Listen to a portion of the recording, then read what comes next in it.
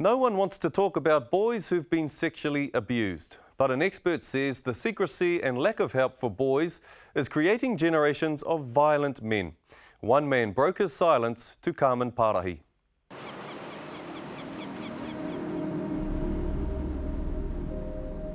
There are some things not even the sea can wash away. He scarred me. He scarred me for life. Eventually it does eat to you and you just turn into a monster.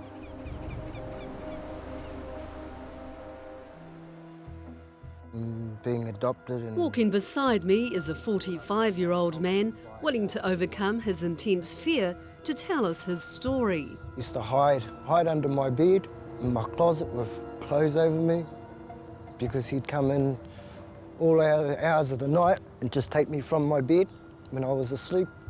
He says we can identify him, but we won't, because he's just started counselling and it's dredging up raw, cruel memories he's struggling to contain.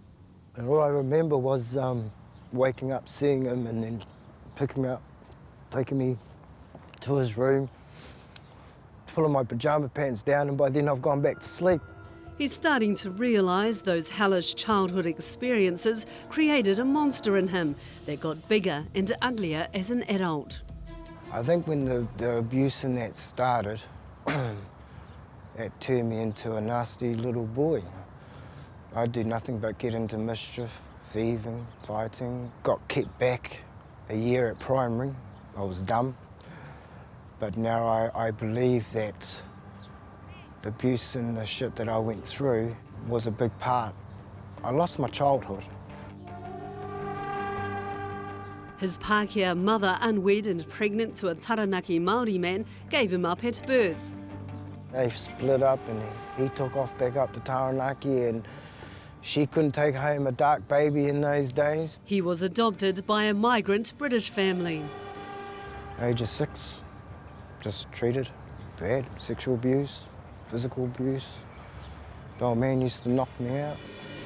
But it was another man known to his adopted family. He claims secretly raped and molested him from 6 years old until he was 11.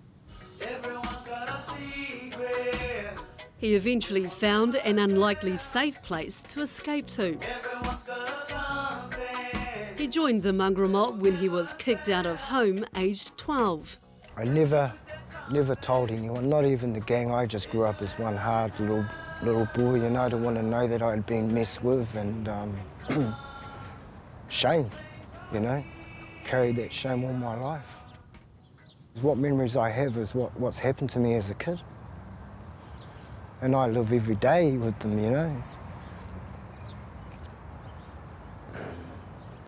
But now you're trying to get rid of those demons. I should have got rid of these demons a long, long time ago, because I don't have contact with my kids because of my lifestyle. I've had protection orders out on all of them. I have been violent and abusive. He says he hasn't sexually abused anyone or hit his children, but has hurt many others, including his children's mothers. Life sucked for me.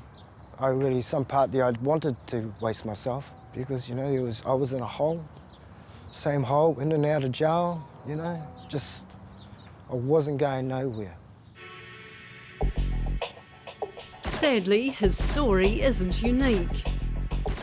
It's very difficult to estimate how many males have been sexually abused in New Zealand.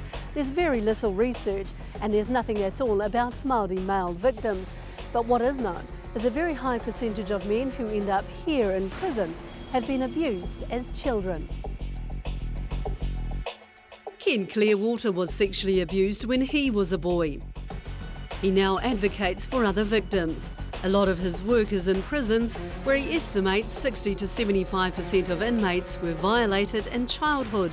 Why this place here is full of our angry young men is because they don't get an opportunity to learn about how they deal with their anger, and they've got every right to be angry, you know, and they've got every right to, and so what it does is they take it out on society who they feel's let them down, and people don't understand that. Ken believes New Zealand needs to get real about the impact sexual abuse has on boys. I sit in the prison units with 18-stone gang members, Māori gang members, and I'm actually sitting in there with a frightened little boy. And people can't come to terms with that there's a guy who was really hurt as a child, never had an opportunity to grow up and to be a child, to grow into a normal, healthy adult. And until we change that, then we are going to continue building these prisons, and that sickens me, because that money would be better spent on our kids. Ken says boys who are sexually abused and not helped as children can grow into very angry men with serious antisocial behaviours, including violence, drug and alcohol dependency and crime, costing this country billions of dollars to deal with. So all we hear is these nasty, horrible, angry men. Let's lock them up. Well, I say let's help them as children. And then the ones that are locked up that have been abused as children, let's make sure that the services are available. But there are very few services specifically for male victims. It's an indicator New Zealand continues to ignore sexual abuse. We don't like to accept it as a society. We don't want to see males as victims, and males don't want to see themselves as victims. Ken's work over 15 years gives him the confidence to estimate 1 in 4 New Zealand boys are sexually abused, the same as girls. As a society, as sick it is, we've accepted that women and girls are victims of sexual abuse, and that's okay that they're victims, but it's not okay for males to be victims.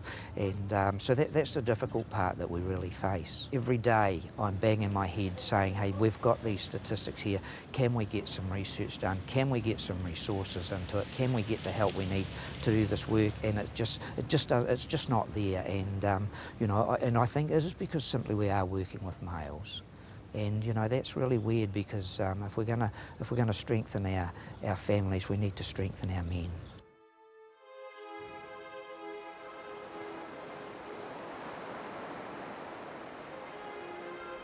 For this victim of sexual abuse, his dream is to rebuild the family he destroyed. Well, my first dream is to try and be a normal person so I can see my kids. It's practically what I live for now, is my kids, because I haven't been there and I want to be there. He's laid an official complaint with police against the man he says raped and molested him nearly 40 years ago. They're investigating his claims. He says if only he'd been able to tell someone what was going on when he was a kid, he wouldn't have suffered or hurt others the way he did. My good path started when I started my counselling, and I met Ken. Take that away, I wouldn't be here today talking to you. I'd be still living in shame. He's hoping by sharing his story, it will encourage New Zealand families to help their boys.